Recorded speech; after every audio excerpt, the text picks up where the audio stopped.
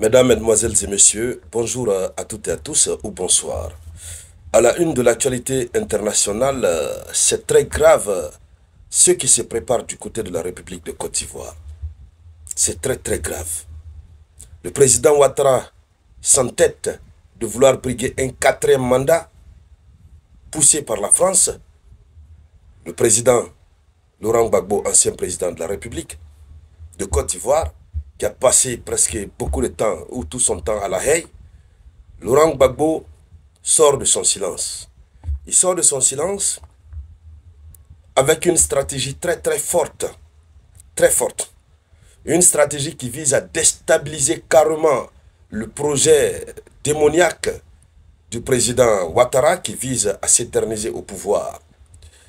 Le président Laurent Gbagbo vient de lancer son mouvement, qui n'est pas un parti politique, mais le mouvement Trop c'est trop. Oui, ce n'est pas un parti politique, c'est un mouvement. Mais la composition même du mouvement, ça fait déjà peur. Le régime de Ouattara tremble déjà. Le régime tremble. Parce que la stratégie qui est en train d'être utilisée par Laurent Gbagbo, il est dans une stratégie que vous ne pouvez pas imaginer.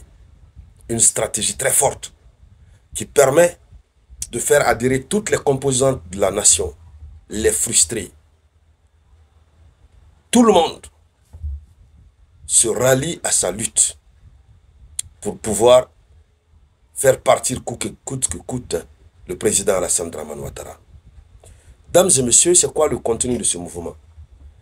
Et comment est-ce que ça s'est perçu déjà par le peuple ivoirien? Dans le cadre de cette vidéoconférence, c'est bien sûr de cela que nous allons parler. Mais avant de continuer, je vous demande de partager cette vidéoconférence au maximum. Mettez beaucoup de likes et n'oubliez toujours pas de laisser un avis en commentaire. Alors, allons-y dans les profondeurs, dames et messieurs. C'est une lettre ouverte en ce 12 juin 2025 que le président Laurent Gbagbo a adressée aux Ivoiriennes et Ivoiriens. Dans cette lettre de 3 pages, qui est largement relayée sur les réseaux sociaux, l'ancien président Laurent Gbagbo, il s'adresse à ses compatriotes. Il dit, depuis près de 15 ans, les populations ivoiriennes vivent sous un pouvoir marqué par des dérives autocratiques où les aspirations locales et démocratiques sont souvent ignorées. Les conséquences sont palpables. La pauvreté croissante, l'exclusion, la montée des inégalités, les frustrations et les désenchantements. Donc face à cette situation, où il y a la pauvreté qui gangrène, tous les maux, la Côte d'Ivoire souffre de tous les maux. Mais on fait semblant, comme si ça allait. Et le pire, c'est que les Ivoiriens ont peur de parler. Les Ivoiriens ont peur de parler. Ils ne peuvent pas parler. Tu parles seulement, tu disparais. Ça, c'est tellement clair. Même dans les commentaires, vous n'allez pas voir les Ivoiriens parler comme ça. Ceux qui parlent sont ceux qui sont à l'étranger. C'est clair.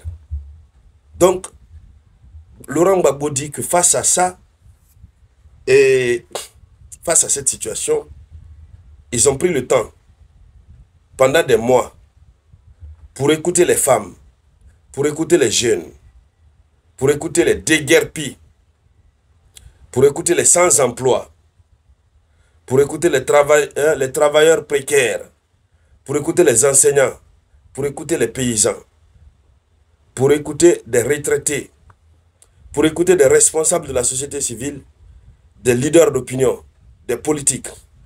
Et tous expriment, souvent avec détresse, un profond sentiment d'abandon et de mépris et d'injustice. Donc, ça veut dire, durant tout ce temps, Laurent Gbagbo était là en train d'écouter toutes les classes confondues. Mais ce qui est très marquant, c'est que c'est la classe des déguerpis. Plus frustrés que eux dans la République de Côte d'Ivoire, il n'y en a pas. Je crois que le monsieur qui est chargé du déguerpissement, c'est Bakongo. Beaucoup ont été déguerpis sans être indemnisés. On avait même vu les États-Unis d'Amérique qui avaient décidé de suspendre leur financement dans la construction d'une route. Autant de frustrés en République de Côte d'Ivoire. Il y a tellement de frustrés. Et le seul espoir de ces frustrés, c'est de revoir Laurent Gbagbo revenir à la tête de l'État pour utiliser les moyens de l'État et les rétablir dans leurs droits.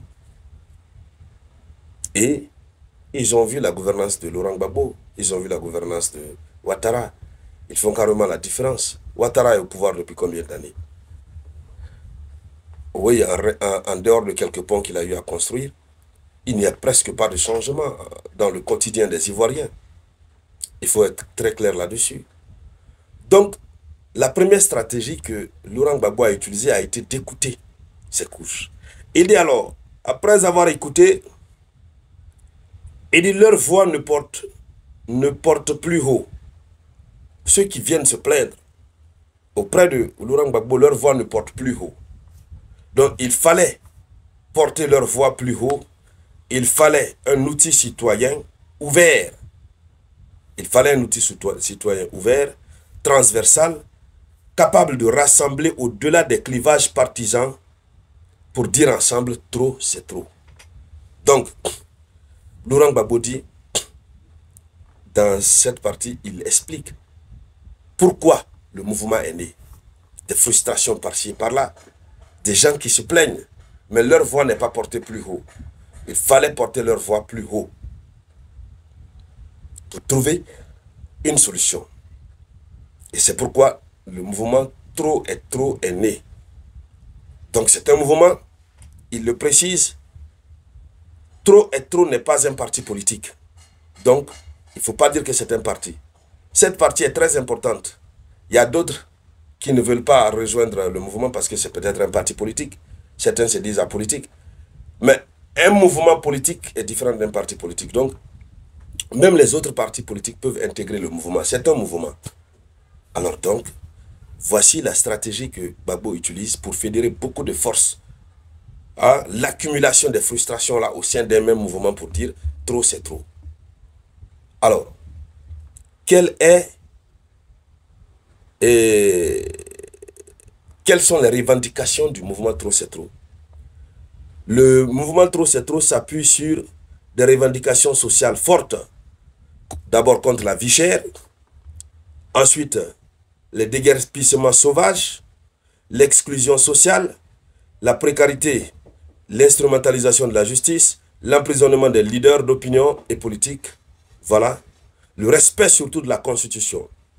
S'opposer à toute tentative du 4e mandat qui viole la loi fondamentale et fragilise la démocratie ivoirienne. Laurent Gbagbo est très clair. L'objectif premier, ce sont les revendications sociales. Le deuxième objectif, c'est d'opposer au 4e mandat de Alassane Dramane Ouattara. Alors, si Ouattara a pu faire les autres mandats tranquillement, mais avec le retour de Gbagbo, Charles Blé Goudé est là, Guillaume Soro est là, Tidjane Thiam est là, ça va péter. Ça sent mauvais du côté de la République de Côte d'Ivoire. En tout cas, ce qui reste clair, nous voulons la paix pour la République de Côte d'Ivoire. Mesdames, Mesdemoiselles et Messieurs, c'était ça la une de l'actualité internationale. Je vous reviens tout à l'heure avec de nouvelles infos. C'était la voix de votre unique samouraï.